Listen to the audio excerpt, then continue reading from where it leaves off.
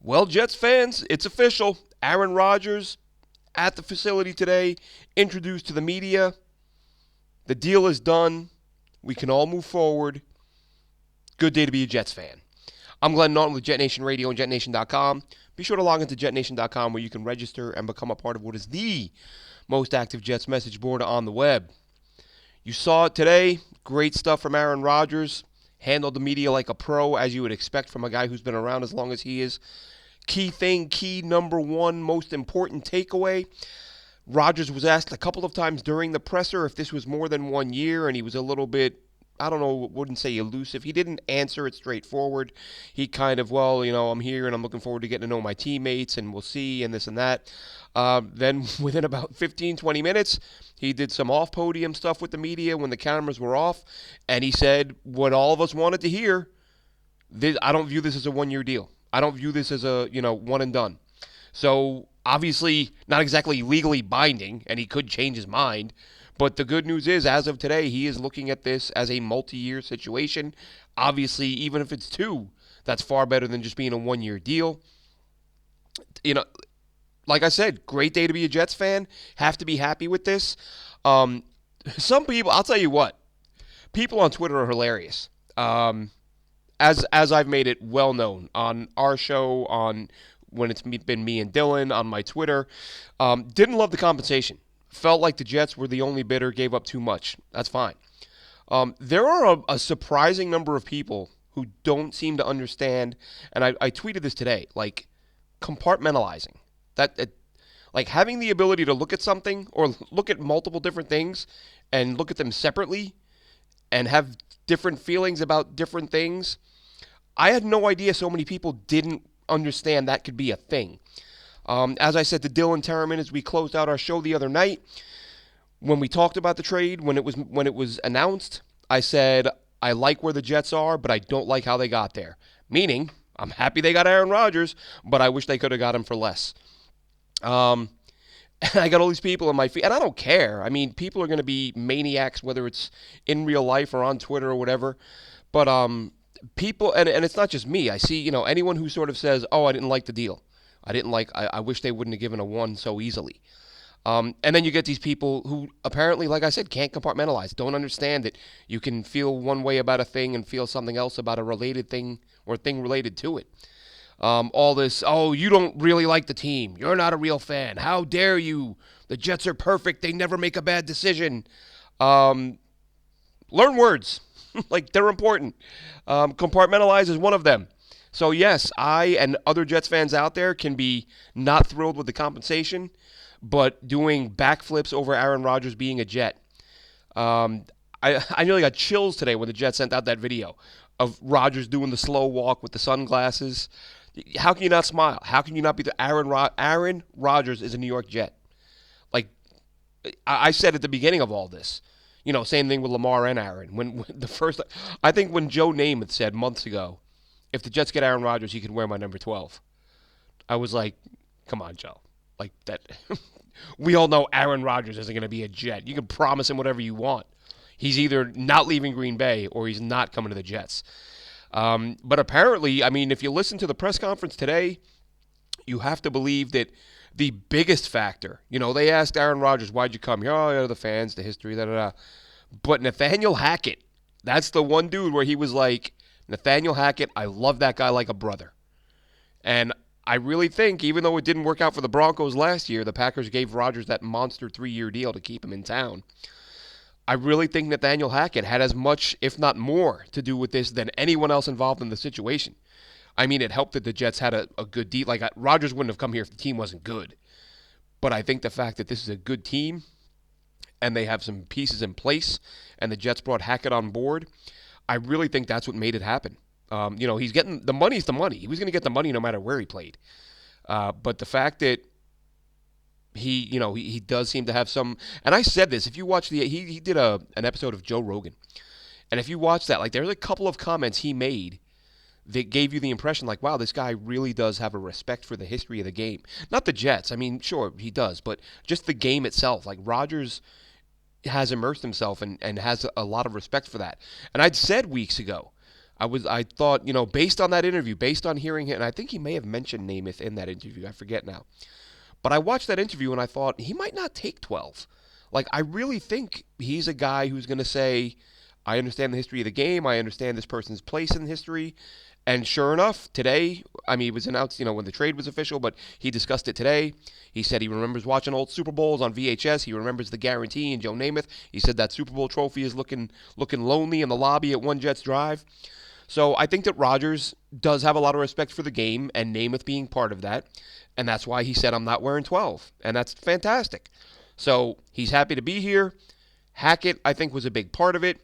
He says verbally. Now, we'll see. Maybe, listen, they're going to rework the contract. And at that point, we'll find out if this 2-year thing, if it's in writing, which I seriously doubt. I think he's saying it like, yeah, I see it as a multi-year, or I see it as more than a 1-year venture, but I don't think he's going to put it on paper and make it legally binding. It's probably going to be a year-to-year thing where maybe he'll play 2, maybe he'll play 3, which I think is highly unlikely. But how do you get him to play 3?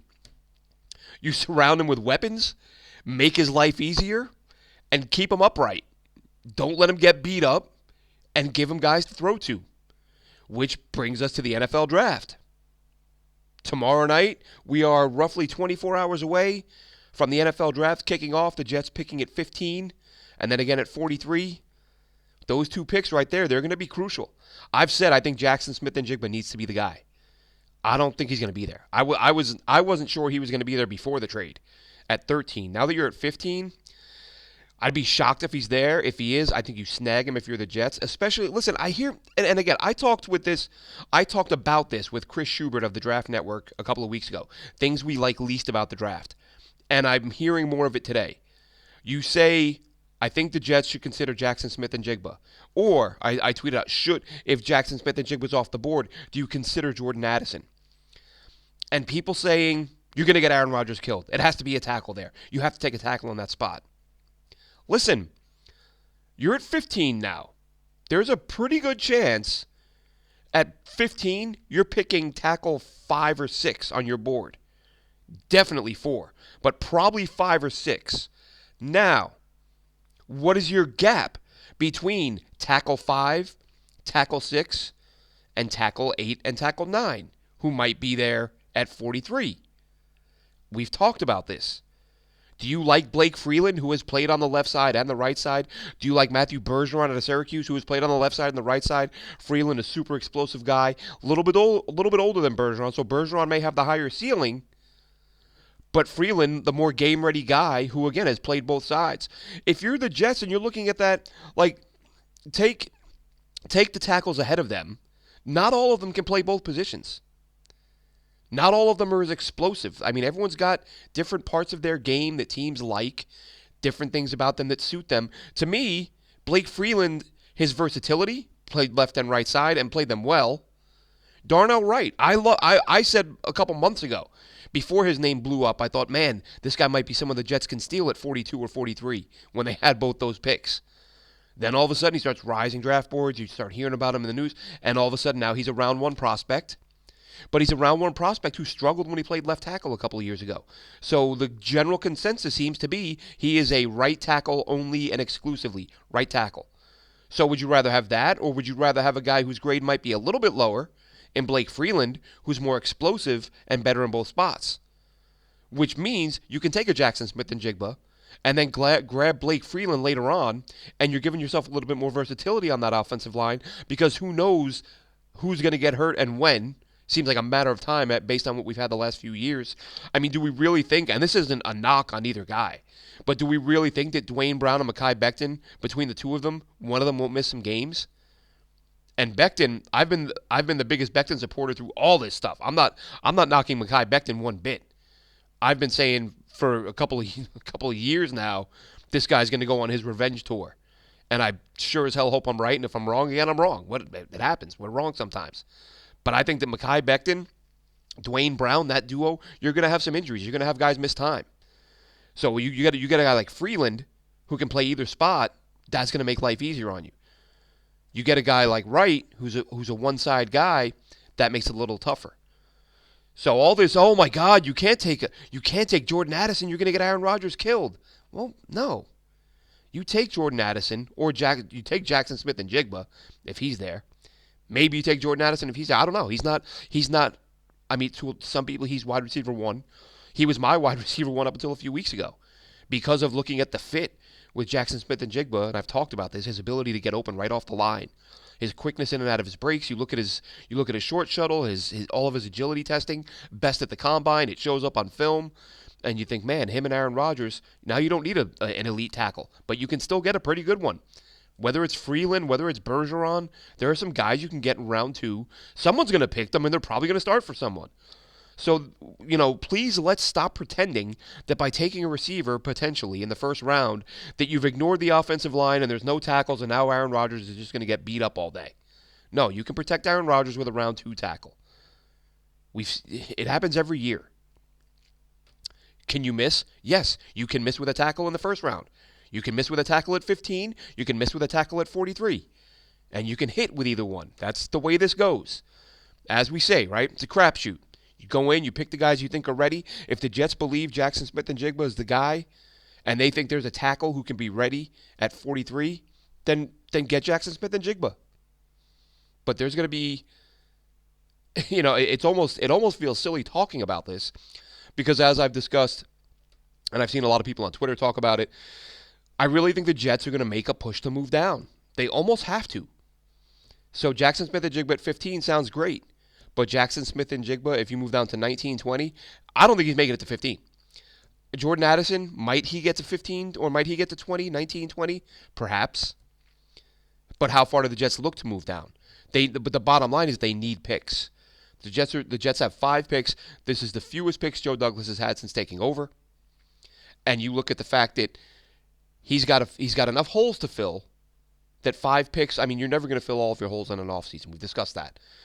But you'd still like to take care of as much business as possible. So does he have some guys he can trade and maybe add some picks? I just did put up an article on JetNation.com on the front page, but just to rattle off the names. Corey Davis, he's going to have some trade value. People get all bent out of shape, like, oh, the drops and all that. The drops aren't as big of an issue as you look at his drops on a per target basis, and he was better than some of the top receivers in the NFL last year, and we don't hear about their drops. Oh, it's volume, they get more targets, right? But on a per target basis, there are much bigger names, receivers to be perceived to be much better than Corey Davis, and who are, I'm not saying they're not overall, but his drops are way overblown because in year one they were pretty bad. But prior to that, not an issue. Year one, it was an issue. Last year, not an issue. So Corey Davis, the fact that you've brought in Allen Lazard, he's your big guy. You've brought in Mecole Hardman, who's going to be, probably, he's been a gadget guy throughout his career. Of course, there's talk of he'll be more than that and he'll be big. He's got to prove that. We've got to see it. Right now, we don't know that he can do that. And the Jets are really, they don't have that game breaker at receiver outside of Garrett Wilson, which is why you bring in a guy. I mean, Lazard's solid, but he's not a game-breaking guy. Garrett Wilson is. Jordan Addison should be. Jackson Smith and Jigba should be. And maybe later Tank Dell.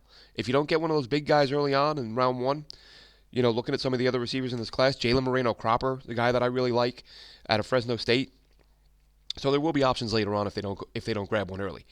But you can move Corey Davis. You're probably not going to get more than a 5. Probably not going to get more than a 5 for Corey Davis. Another guy I mentioned was Bryce Hall. He's now going into year 3.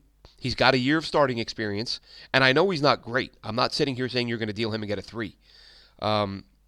Basically saying, and I said this in the article, you're hoping that there's a team out there that's looking to add a corner, and it's round 6, maybe you're late round 5, early round 6, and there's a team looking at their board, and they need a corner, and they see who's available, and they think, Bryce Hall is a better option than this guy. Let's see if the Jets will take this pick, and we'll take Bryce Hall. And this, if the Jets could add picks early on, or earlier in the draft, if they move down from 15 and maybe add some day 3 picks. But that would give the Jets the flexibility a little earlier in the draft, pick 112 or somewhere in there, to add a corner. So you're not, it would be silly for me to sit here and say the Jets need corner depth and then suggest they trade some of their corner depth. I'm talking about upgrading the corner depth. So where you've got DJ Reed and Sauce starting, you got Eccles, who did a nice job last year in limited action, but he passed Hall on the depth chart. So now you deal Hall, you grab a corner earlier in the draft, and then you've got that pick later on to address another need. So he's a guy I think could be moved on. Again, starting experience, highly touted guy out of college. Hasn't been great, but as long as there's a team out there that believes he's better than the guys they're looking at in the 6th round, in the 5th, maybe maybe you get lucky. But I wouldn't bank on anything more than a 6. You're probably looking at a 6 or a 7 if you deal him. If you have any takers, anything more than that would be a huge bonus. Another guy, and look, people don't want to hear it, and I don't like to say it because in terms of just personality, one of my favorite guys on this roster, Michael Carter, running back Michael Carter. We saw him tail off at the end of last season. Didn't play very well, but let's be honest. Let's not put it on him. The whole roster played poorly. But I'm just thinking in terms of replacing him because there is something that has been undersold, at least by us on our show on JetNation Live, by myself and Dylan Terman. We haven't talked nearly enough about the depth of this running back class. Like you are going to get really good running backs round 5, round 6. There are some good players out there. So if the Jets look at this and say we can grab a running back again, can even grab one earlier than that, with a pick that we get when we deal 15 or anything along those lines, but we can afford to move Michael Carter, he might be a guy that can get you a 5 because he's young, because he's versatile, can catch the ball, can run the ball. He's a guy that, again, he's not a game breaker, but if there's a team out there that likes him enough as an experienced guy and they trust him, however, what I just said before that does hurt your chances a little.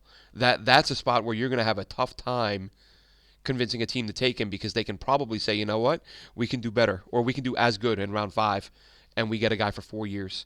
Whereas with Michael Carter, he's already got a couple years under his belt, that much closer to free agency. So that might be a tough one to move. And again, reiterate, because as we discussed earlier, some people don't understand words.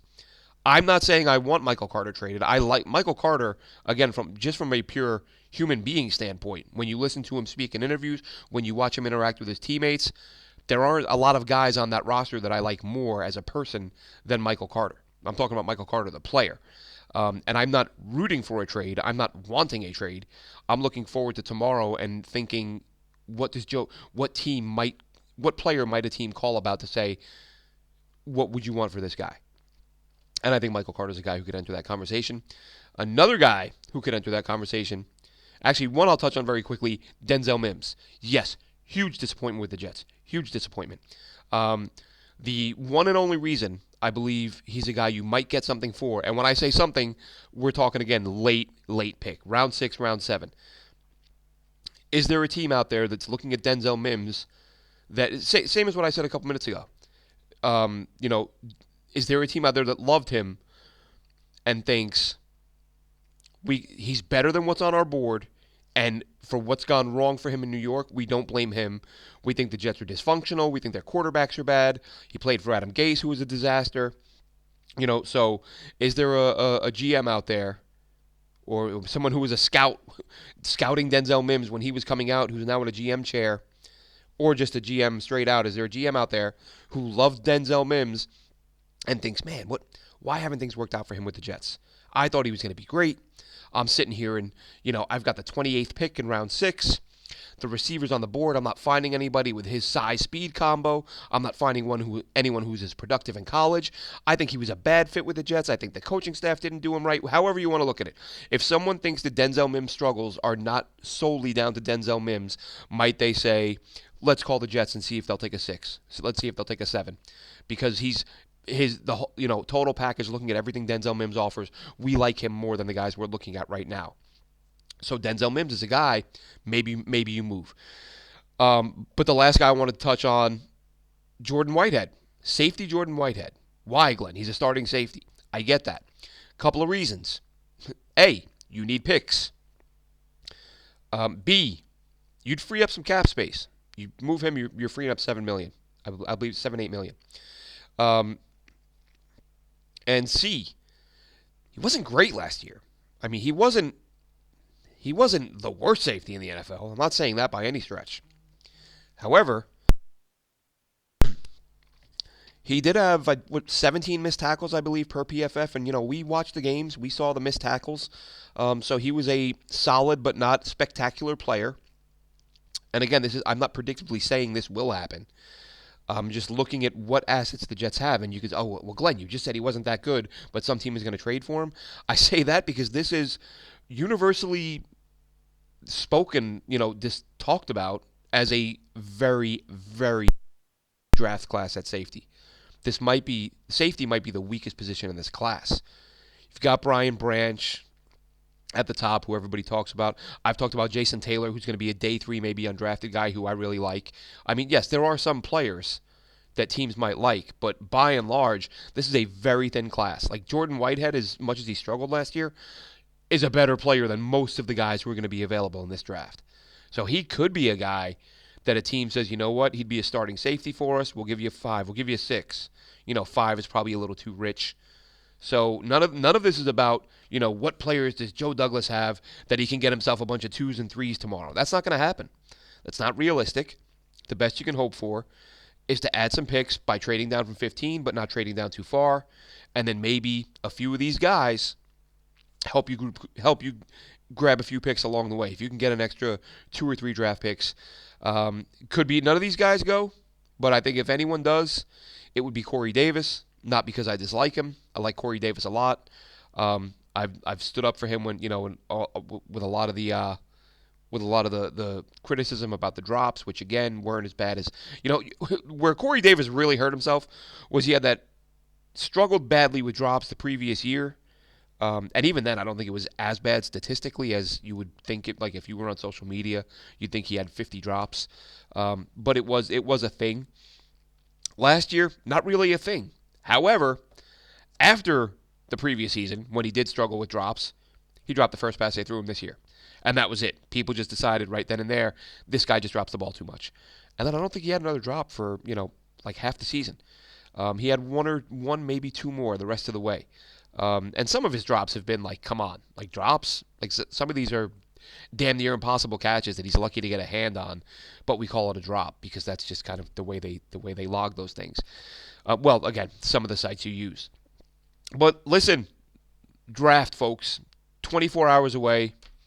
Jets, Aaron Rodgers is a Jet. I don't know how long it's going to take before that gets old to say. I don't know that it ever will.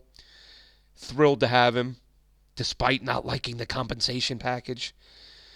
Compartmentalize. Word of the day. Word of the day for people who don't know words. Compartmentalize. Take things, put them in a little compartment, separate them, look at it, decide what you think, then look at that and decide what you think. And because you think something about that doesn't mean you think something about that. It's not that complex. Surprising number of people don't understand that. But what we all understand is that in the next 3+ days, we're going to have a bunch of New York Jets to talk about. We'll be doing it here. We'll be doing it a lot of places. A lot coming up. We're going to be collabing with some other Jets sites. We're going to be doing some work with, myself and Chris Schubert from the Draft Network will be doing some recap stuff. Myself and Dylan will be doing some recap stuff. We're working on some preview stuff tomorrow before the draft. We're planning on going live around pick 10, Dylan and myself. We're not going to do the whole round. YouTube is tricky with limiting, exactly how detailed you can get with this stuff. So you can't go too long talking about it. So it'll be myself and Dylan Terman tomorrow. We'll have some pre-draft stuff that we'll announce. And then working with some other sites, as I said, you'll see some tweets and all that stuff will come out. But a lot going on for Jets fans, for bloggers, vloggers, tweeters, independent websites. Again, JetNation, #1 independent Jets website or message board on the web. Be sure to check it out. Follow me at AceFan23. Follow my draft account on Twitter. And that's just about not... I don't want to follow 50,000 people on my primary account because then my feed is overwhelmed. But by creating a draft account, I can follow, as many draft prospects as I want. So that's why I created that account. At Jets Picks. That's just Jets Picks, at Jets Picks. And that's going to be rolling out as many highlights as I can of players as they're being picked. So follow at Jets Pick. Check out JetNation.com. Follow Dylan Terman at DTerman.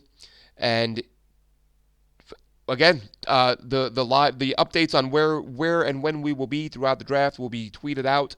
Be sure you're following us. And it's here, folks. 24 hours away.